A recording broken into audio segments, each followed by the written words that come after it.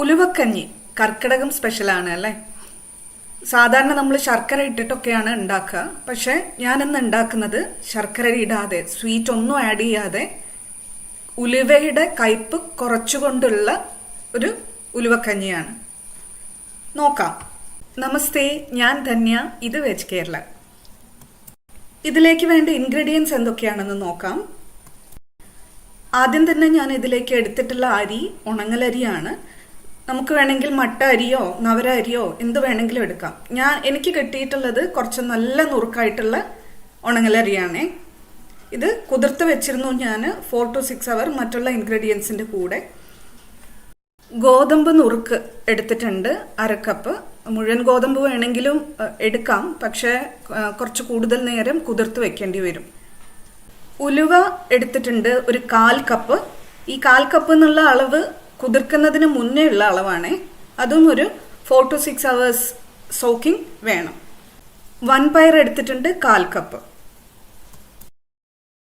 ചെറുപയർ എടുത്തിട്ടുണ്ട്, അതും ഒരു 1/4 കപ്പ്. മുതിര എടുത്തിട്ടുണ്ട് 1/4 കപ്പ്. ഇപ്പൊ പറഞ്ഞ 6 ഇൻഗ്രീഡിയൻസും നല്ലോണം കഴുകി വൃത്തിയാക്കി ഒരു കുക്കറിലേക്ക് ട്രാൻസ്ഫർ ചെയ്തിട്ടുണ്ട്. 3 ലിറ്ററിന്റെ കുക്കറാണ് എൻ്റെ കയ്യിലുള്ളത്. ഇനി നമുക്കിതിലേക്ക് വെള്ളം ഒഴിച്ചു കൊടുക്കണം. നമ്മുടെ കയ്യിലുള്ളത് 3 ലിറ്ററിന്റെ കുക്കറാണ്. നമ്മൾ ഇതിൽ കൊടുത്തിരിക്കുന്ന ഇൻഗ്രീഡിയൻസിന് അത്ര വെള്ളം പോരാൻ താനും. അപ്പം നമ്മൾ ആദ്യം ചെയ്യുന്ന എന്താണെന്ന് വെച്ചാൽ ഈ 3 ലിറ്റർ കുക്കറിന്റെ 1/4 ഭാഗത്തോളം വെള്ളം ഒഴിച്ചു കൊടുത്തിട്ട് ഇത് വേവിച്ചെടുക്കും. പിന്നീട് നമ്മൾ തിളച്ച വെള്ളം ഒഴിച്ച് ഇതിന്റെ കൺസിസ്റ്റൻസി അഡ്ജസ്റ്റ് ചെയ്തെടുക്കും. അങ്ങനെയാണേ. ഇതാ കുക്കർ അടച്ചു. ഇനി ഒരു 5 മുതൽ 6 വിസിൽ വരുന്നവരെ വെയിറ്റ് ചെയ്യാം. നമ്മുടെ ധാന്യങ്ങൾ അവിടെ വേവട്ടെ. അപ്പോഴേക്കും നമുക്ക് അടുത്ത സ്റ്റെപ്പിലേക്ക് കടക്കാം. ഇതിലേക്ക് നമുക്ക് അടുത്തത് ചേർക്കാനുള്ളത് 1 ടീസ്പൂൺ എള്ളും 1 ടീസ്പൂൺ ജീരകവുമാണ്. സാദാ ജീരകം. അത് വെറുതെ അങ്ങനെ ചേർക്കല്ല, എണ്ണയില്ലാതെ ചട്ടിയിലിട്ടൊന്ന് ഡ്രൈ റോസ്റ്റ് ചെയ്തിട്ട് ചേർക്കണം. അതിനുവേണ്ടി ഒരു പാൻ അടുപ്പത്ത് വെച്ചിട്ടുണ്ട്. ചട്ടി ചൂടാകുമ്പോൾ അതിലേക്ക് നമുക്ക് എള്ളും ജീരകവും ചേർത്ത് കൊടുക്കാം. എന്നിട്ട് റോസ്റ്റ് ചെയ്തുകൊണ്ടിരിക്കുക. ഏതുവരെ എന്നറിയോ? നമ്മുടെ എള്ള് ഒന്ന് പൊട്ടി തുടങ്ങുന്നത് വരെ. കുറച്ച് കഴിഞ്ഞാൽ എള്ള് ചട്ടിയിലിരുന്ന് ബേസ്റ്റ് ചെയ്ത് തുടങ്ങും. അതുവരെ നമുക്ക് ഇത് ഡ്രൈ റോസ്റ്റ് ചെയ്തെടുക്കണം. ഇപ്പോൾ എള്ള് ചെറുതായിട്ട് പൊട്ടി തുടങ്ങിയിട്ടുണ്ട്. കാണാൻ പറ്റുന്നുണ്ടല്ലോ അല്ലേ?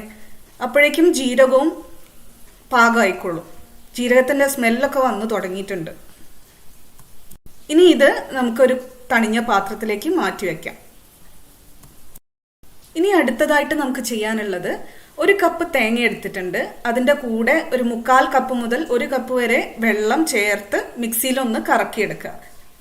തേങ്ങയിൽ നിന്ന് കുറച്ച് പാല് പുറത്തു വരികയും വേണം, എന്നാൽ മുഴുവനായിട്ടും അറിയാൻ പാടില്ല. ആ ഒരു പാകത്തിന് കിട്ടണം.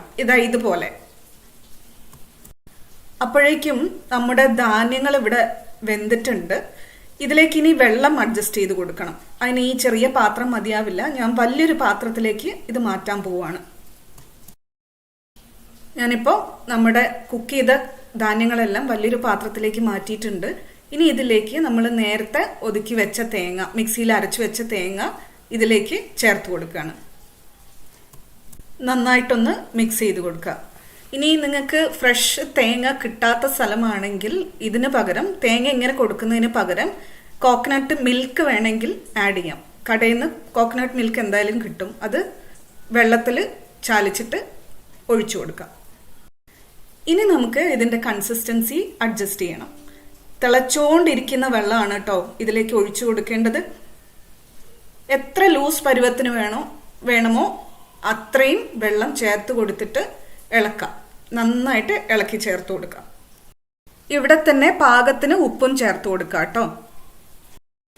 ഇനി ഇതിലേക്ക് നമ്മൾ നേരത്തെ ഡ്രൈ റോസ്റ്റ് ചെയ്ത് വെച്ച എള്ളും ജീരകവും അതും കൂടെ ഈ സമയത്ത് തന്നെ ചേർത്ത് കൊടുക്കാം. നന്നായിട്ട് ഇളക്കി ചേർത്ത് കൊടുക്കാം. ധാന്യങ്ങളും പയറുവർഗ്ഗങ്ങളും ചേർത്ത് കൊടുത്തോണ്ട് ഇരിക്കും തോറും കട്ടിയാകും. അപ്പോൾ എപ്പോഴൊക്കെ വെള്ളം ചേർക്കുന്നോ അപ്പോഴൊക്കെ തിളയ്ക്കുന്ന വെള്ളം ചേർത്ത് കൊടുക്കാൻ ശ്രമിക്കുക കേട്ടോ. ഇനി നമുക്കിത് നേരെ അടുപ്പത്തേക്ക് മാറ്റാം. ഒരു മീഡിയം ഫ്ലെയിമിൽ വെച്ച്, ഒരുപാട് തിളപ്പിക്കൊന്നും വേണ്ട, ചെറുതായിട്ട് അടിയിൽ നിന്ന് ബബിള് വരുന്നത് വരെ വെയിറ്റ് ചെയ്യാം. എന്നിട്ട് നമുക്ക് ഇറക്കി വെക്കാം. ഇതപ്പം അടിയിൽ നിന്ന് ബബിൾ വരാൻ തുടങ്ങിയിട്ടുണ്ട്. ഇനി നമുക്ക് ഒന്ന് ഇളക്കിയിട്ട് അടുപ്പത്തുനിന്ന് മാറ്റി വെക്കാം. ഇത് കണ്ട കുറച്ചു നേരം ഇരിക്കുമ്പോഴത്തേക്കും പിന്നും കട്ടിയായത്. അപ്പോൾ ഇനി വെള്ളം ചേർത്ത് കൊടുക്കുന്നുണ്ടെങ്കിൽ തിളച്ച വെള്ളം ചേർത്ത് കൊടുക്കുക. താളിപ്പ് വേണ്ടാന്നുള്ളവർക്ക് ഇവിടെ സ്റ്റോപ്പ് ചെയ്യാം. അല്ലാന്നുള്ളവർക്ക് നല്ലൊരു അടിപൊളി താളിപ്പും കൂടെ കൊടുത്തിട്ട് കഴിക്കാം. ഇതിനു വേണ്ടി ഒരു പാത്രം മീഡിയം ഫ്ലെയിമിൽ വെച്ചിട്ടുണ്ട്. അതിലേക്ക് 2 ടേബിൾ സ്പൂൺ നെയ്യ് ഒഴിച്ചു കൊടുക്കുന്നുണ്ട്. വീഗൻസ് ആയിട്ടുള്ളവർക്ക് ഇവിടെ ഏത് വെജിറ്റബിൾ ഓയിൽ വേണമെങ്കിലും ഉപയോഗിക്കാം. ഇനി ഇതിലേക്ക് നെയ്യ് ചൂടാകുമ്പോൾ ഇതിലേക്ക് വട്ടത്തിൽ അരിഞ്ഞു വെച്ച ചെറിയുള്ളി ചേർത്ത് ഒന്ന് മൂപ്പിച്ചെടുക്കാം.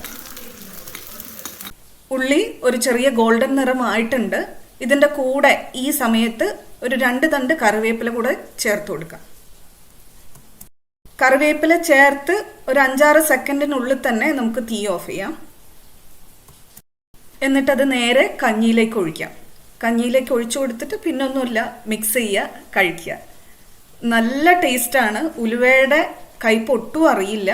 എല്ലാവരും വീട്ടിലുണ്ടാക്കി നോക്കണം കേട്ടോ.